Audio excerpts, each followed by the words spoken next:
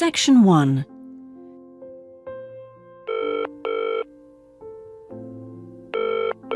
Hello?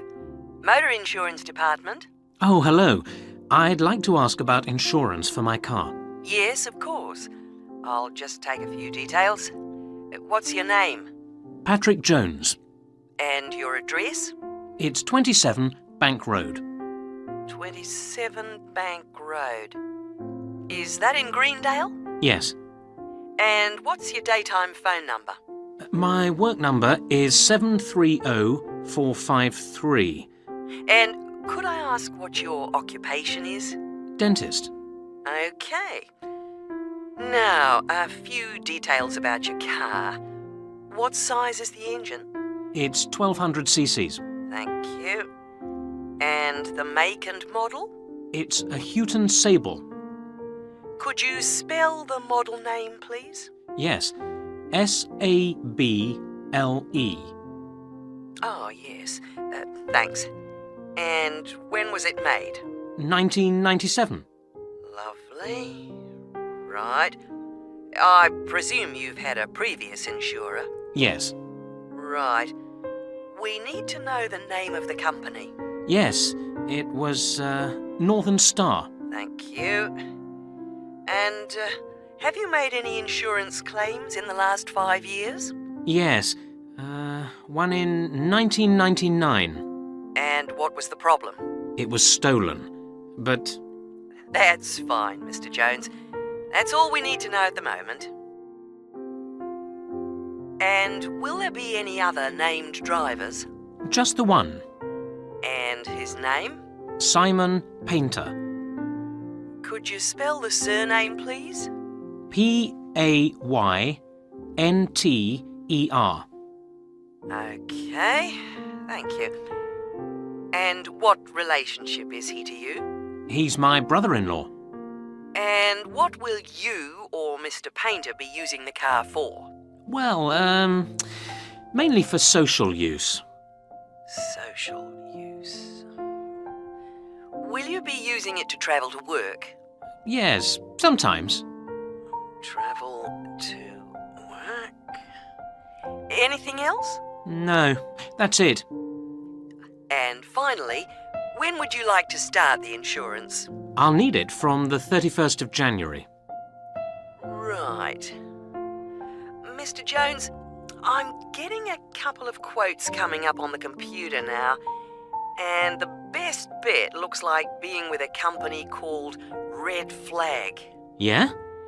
And that comes out at $450 per year.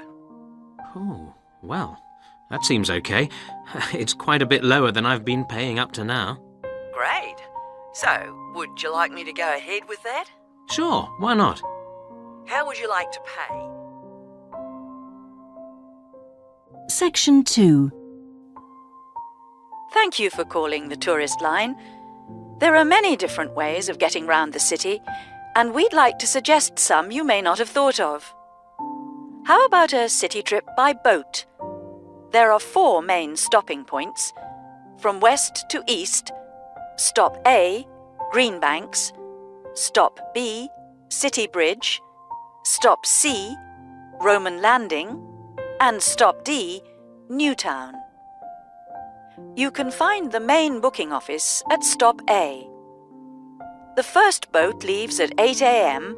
and the last one at 6:30 p.m. There are also many attractions you can visit along the river. At Stop A, if you have time, you can visit the fine 16th century palace here, built for the king, with its beautiful formal gardens. It's very near the booking office. Now you can enjoy every corner of this superb residence. Stop B. Why don't you visit Tower Restaurant with its wide range of refreshments? This is a place where you can sit and enjoy the wonderful views over the old commercial and banking centre of the city. Stop C is the area where, in the 1st century AD, invading soldiers crossed the river. This was much shallower than it is now. That's why this area is called Roman Landing. There's an interactive museum to visit here, with a large shop which has a good range of local history books. At the furthest point of the trip, Stop D, the most exciting place to visit is the new entertainment complex with 7-screen cinema, bowling alley, and video games arcade. Besides the boat tours, there are city buses. 2 companies offer special services. The top bus company runs all its tours with a live commentary in English. Tours leave from 8:30 a.m. every 20 minutes. There are departures from Central Station, Castle Hill, and Long Walk. This is a hop-on, hop-off service, and tickets are valid for 24 hours. For further details, call Top Bus on 0208 944 7810. The number 1 sightseeing tour is available with a commentary in 8 languages. Buses depart from Central Station every 5 to 6 minutes from about 9 a.m., with the last bus at around 7 p.m. There are also number 1 services with an English-speaking guide. Section 3. We're pleased to welcome Dr. Martin Merriweather of the Antarctic Centre in Christchurch, New Zealand, who has come along to talk to us today about the role of the centre and the Antarctic Treaty. Now, my first question is about the choice of location for the centre. Why Christchurch? Was it because of the climate? Well, actually, New Zealand is the second closest country to Antarctica, and Christchurch is often used on Antarctic expeditions. Right, so it's because of where we are, coupled with our historical role. So tell us, what is the main purpose of the centre? Oh, well, we have 2 complementary roles. One is as a scientific base for expeditions and research, and the other is as an information centre. Tell us something about the role as a scientific base. Well, we're able to provide information about what scientists should take with them to the South Pole. For example, the centre contains a clothing warehouse where expeditions are supplied with suitable clothing for the extreme conditions. I suppose you need a bit more than your normal winter coat. Yes, exactly. And then there's also the specialist library and mapping services. Right. And which countries are actually located at the centre?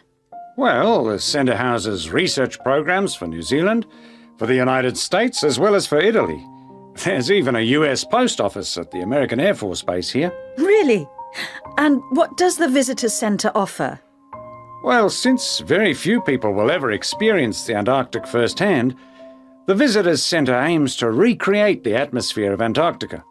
There's a mock campsite where you can see inside an Antarctic tent and imagine yourself sleeping there. And the centre also acts as a showcase for the unique international cooperation which exists in Antarctica today.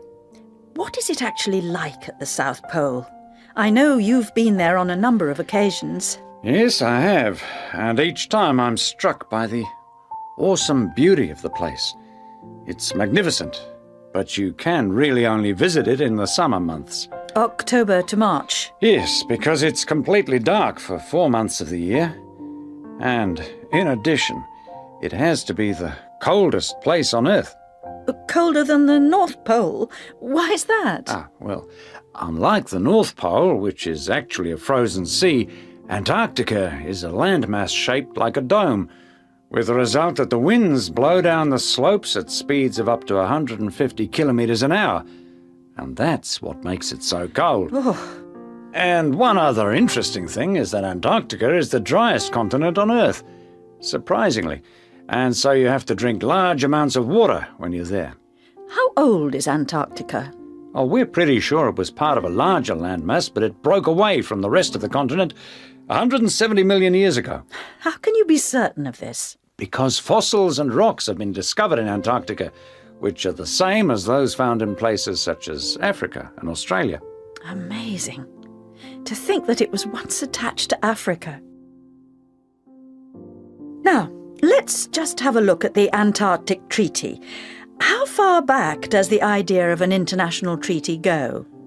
Well, as far back as the 19th century, when 11 nations organised an international event. When was that exactly? In 1870, and it was called the Polar Research Meeting. And then, not long after that, they organised something called the First International Polar Year. And that took place when exactly? Over 2 years, from 1882 to 1883. But it wasn't until the 1950s that the idea of an international treaty was proposed. And in 1959, the treaty was actually signed. What do you see as the main achievements of the treaty? Well, firstly, it means that the continent is reserved for peaceful use. That's Article 1, isn't it? Yes. That's important, since the territory belongs to everyone. Yes, but not as important as Article 5, which prohibits any nuclear explosions or waste disposal. Which is marvellous. Well, I'm afraid we're going to have to stop there because I'm afraid we've run out of time. Thanks for coming along today and telling us all about the centre and its work. Section 4. My topic is handedness, whether in different sports it is better to be left or right-sided, or whether a more balanced approach is more successful. I'm left-handed myself, and I actually didn't see any relevance to my own life when I happened to start reading an article by a sports psychologist called Peter Matthews. He spent the first part of the article talking about handedness in music instead of sport, which I have to say almost put me off from reading further.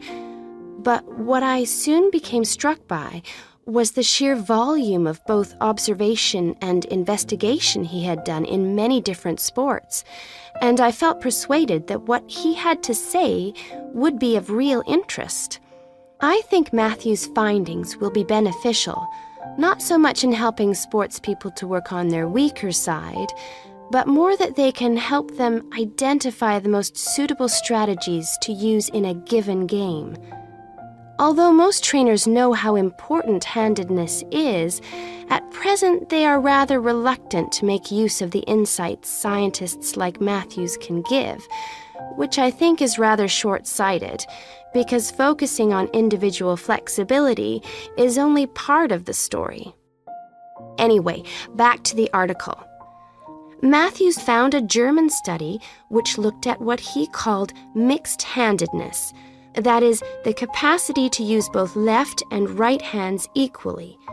It looked at mixed-handedness in 40 musicians on a variety of instruments. Researchers examined a number of variables. For example, type of instrument played, regularity of practice undertaken, and length of time playing instrument, and found the following. Keyboard players had high levels of mixed-handedness, whereas string players like cellists and violinists strongly favored one hand.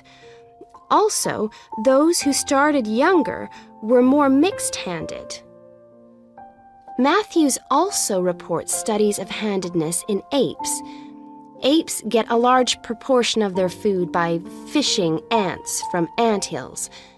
The studies show that apes, like humans, show handedness, though for them right and left-handedness is about equal, whereas about 85% of humans are right-handed.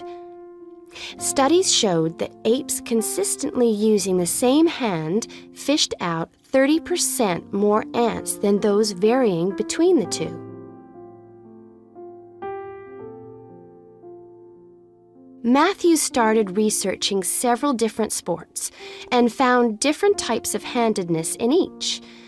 By the way, he uses handedness to refer to the dominant side for feet and eyes as well as hands. Anyway, his team measured the hand, feet, and eyes of 2,611 players and found that there were really three main types of laterality. Mixed, you work equally well on both sides, both hand and eye. Single, you tend to favor one side, but both hand and eye favor the same side. and cross-laterality. A player's hands and eyes favor only one side, but they are opposite sides. Let's start with hockey. Matthews found that it was best to be mixed-handed. This is because a hockey stick must be deployed in two directions.